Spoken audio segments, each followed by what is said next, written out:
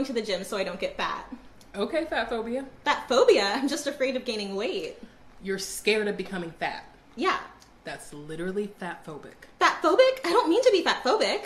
But you are. So let's talk about it. Oh my god, they actually did it. They finally found a way to call people fat phobic on a technicality. Congratulations. It only took you like 10 years, but you did it. Of course, the technicality isn't scientifically accurate because all you have to do is Google the DSM-5 to realize that going to the gym because you have a preference for being thin does not qualify as a phobia. But alright, let's talk about it. The fitness industry in the US alone is worth $30 billion, and annually over $600 million is spent on advertising the ideal body, which is always thin. Yeah, and do you know why it's the ideal body shape? It's because it actually takes a lot of work to achieve a thin, fit, and attractive body, especially if you're trying to gain muscle. Nothing in this world that's worth having comes easy. Coincidentally, this happened to come from a scene from Scrubs where a patient was going to get weight loss surgery. Not intentional, however, it was a nice, happy accident that it was relevant to the video.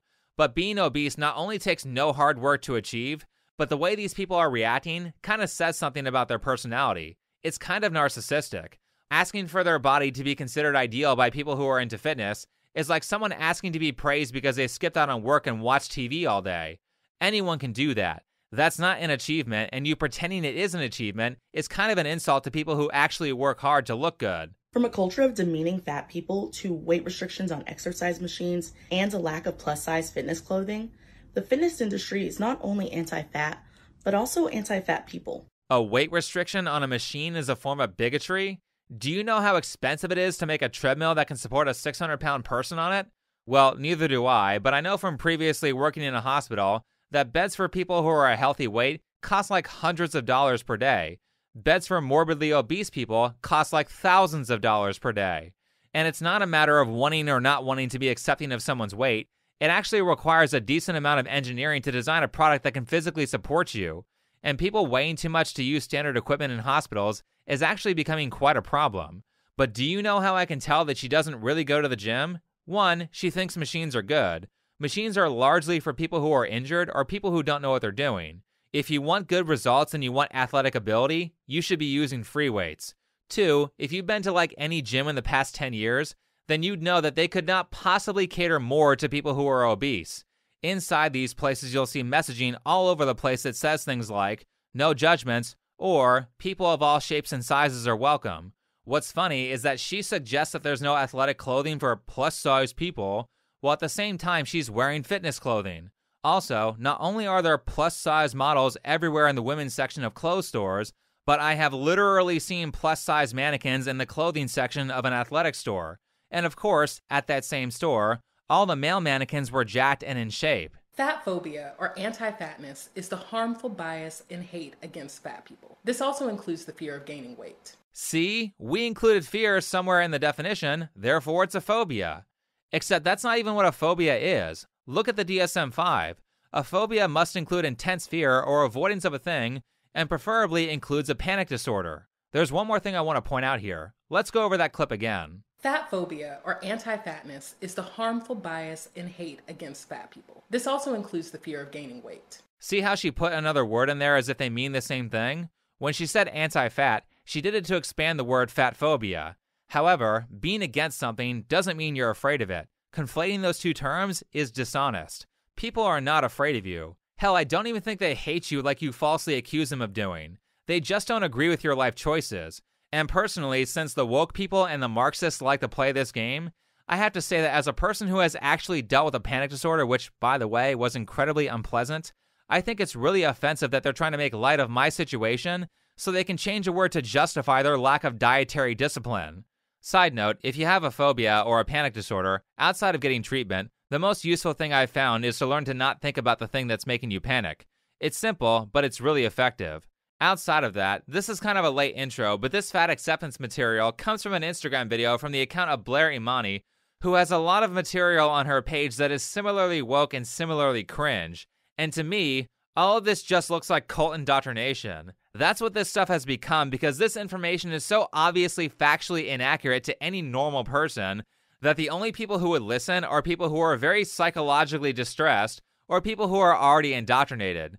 But don't take my word for it.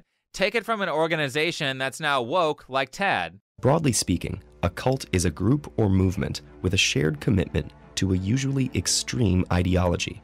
And most importantly, it uses both formal and informal systems of influence and control to keep members obedient, with little tolerance for internal disagreement or external scrutiny. Yes, isn't that the point of this whole Instagram video? For one, the information is either factually inaccurate or heavily misleading. Two, what they are actually doing is creating terminology for their followers that they can use to shame people into compliance when people speak out against them. That's why they use the term fat phobia. It's not because the term is technically accurate, it's because phobia pairs well with a lot of words to create something that sounds good. What they really want to do is call you something similar to the word racist, because that word evokes a lot of emotion in people. But the word fattest doesn't sound good, therefore they use the better sounding fatphobic. Same thing with homophobia. Not a technically accurate term, but homoist doesn't sound good, so the word homophobic is used instead. Plus, the word homophobic also evokes a lot of emotion in people, so they are trying to correlate the term fatphobic with that to bring out that same emotional response so that people judge or act without thinking. By the way, this is not the only way these people depict cult-like behavior. Here's another. Cults are skilled at knowing whom to target, often focusing on those new to an area, or who have recently undergone some personal or professional loss. Loneliness and a desire for meaning make one susceptible to friendly people offering community. Yep, who better to manipulate into joining your ideological cult than a bunch of people who are vulnerable because they're insecure about their weight?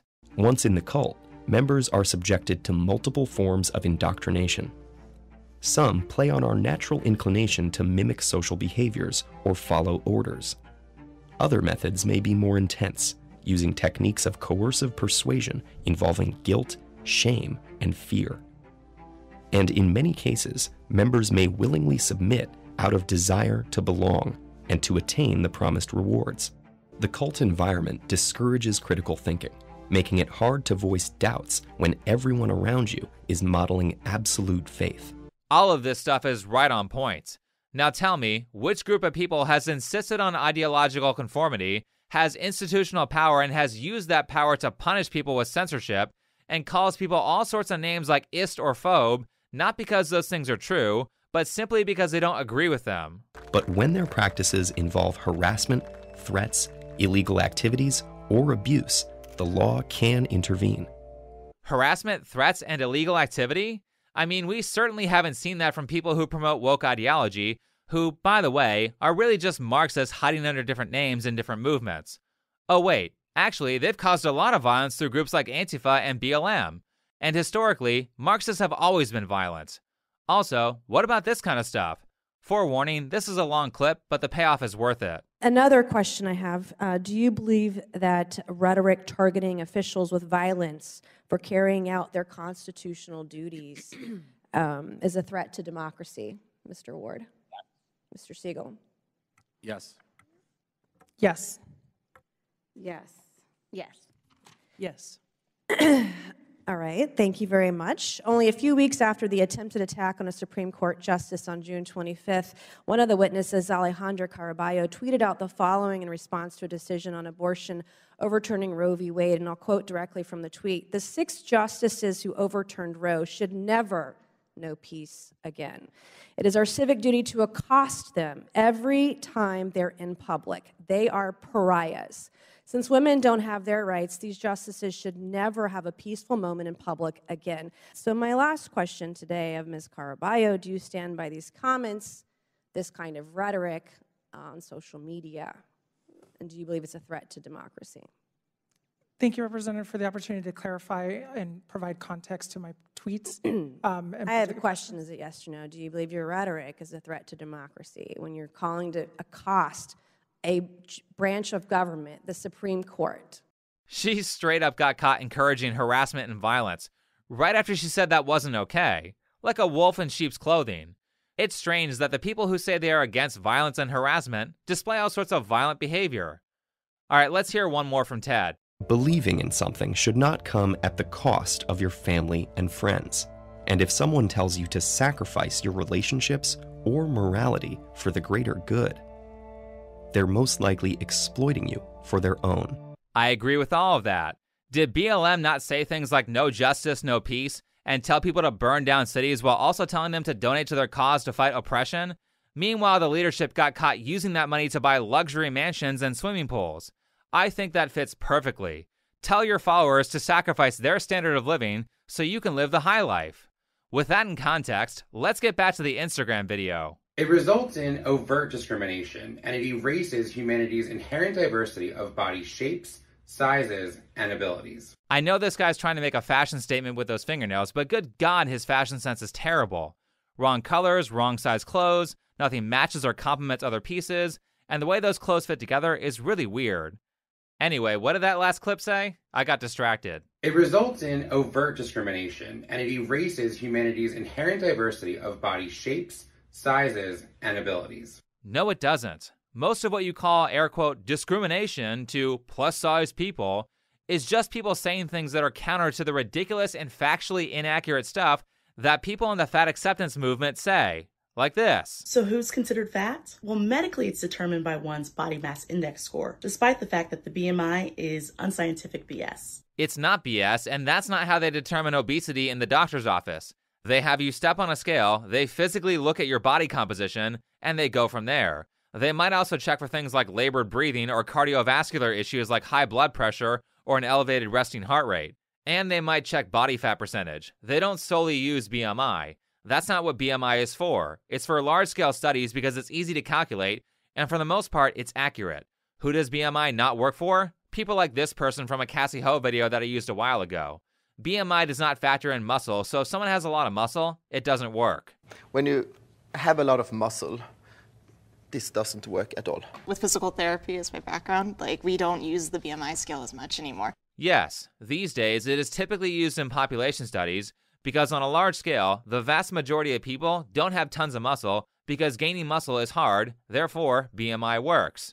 She also sources an article but doesn't say which article, which is important because the site that she uses actually refers to BMI positively in this article here. But I'm guessing she means this one. It really doesn't say much different from what I said. BMI works for most people, but not the extremes.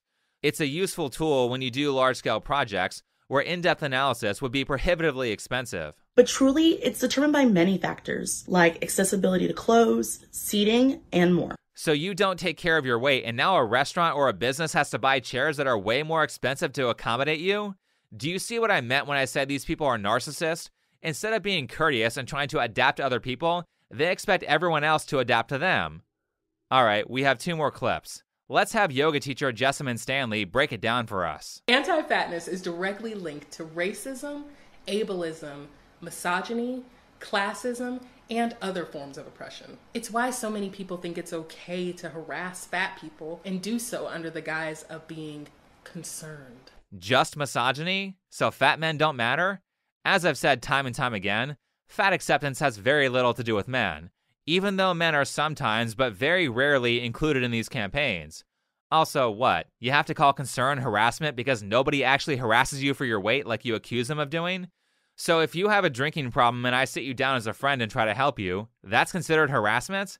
I think what Jessamine is actually telling you here is that all of her friends are yes men who just agree with everything she says.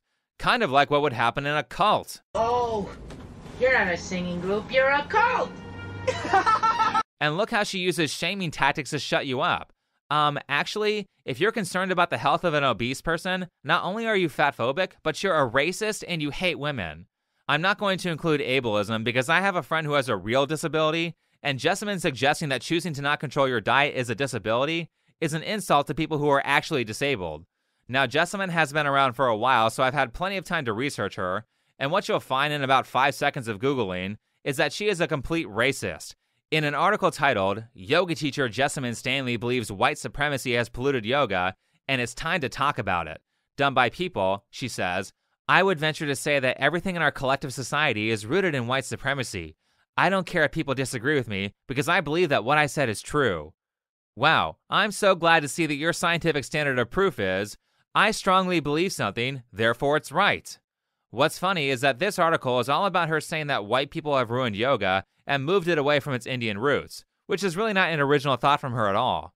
But the funny part involves one of the major yogi philosophers, Patanjali. He's like the Jesus of yoga, so there's no way she doesn't know who that is. Patanjali has 10 different philosophies to follow called the yamas and niyamas, and she is breaking a lot of them. For one, in yoga, you're supposed to treat your body like a temple, so mainlining Cheetos and chocolate candy bars does not fit the Eastern philosophical narrative of yoga. There are also principles in favor of discipline and against gluttony. Then we have dedication to truth. Telling people that being obese is healthy is not very truthful. Also, considering that racism is one of the leading causes of violence in the world, I would imagine that saying things like, white people are bad because I said so, breaks Patanjali's philosophy against nonviolence, while at the same time not being in line with the principle of truth, because her standard of proof includes zero investigation. So what, that's like 6 of the 10 philosophies from one of the most popular Indian philosophers that she's breaking?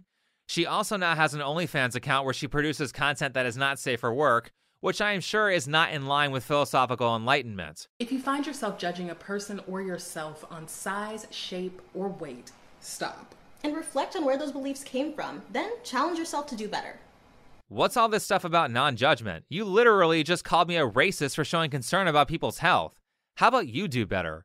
Do these people always have to miss the irony of how judgmental they are, while at the same time telling people to be non-judgmental? That's why I call this a cult.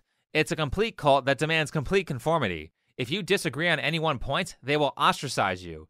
You should be very cautious of people who insist that you and everyone else have the exact same opinion as they do. They are always the worst kinds of people. It's important to have friends and people around you with differing beliefs because not only will they make your ideas better, but their criticism will save you from making mistakes. It's not a coincidence that people who have friend groups where everyone believes the same things have all kinds of problems. It's by design, and it's because no one is causing them to investigate or self-reflect. Actually, it's really shocking how much hardship you can save yourself from just by listening to and being tolerant of different ideas. Anyway, thanks for watching, follow me on Twitter, and I'll see you in the next video.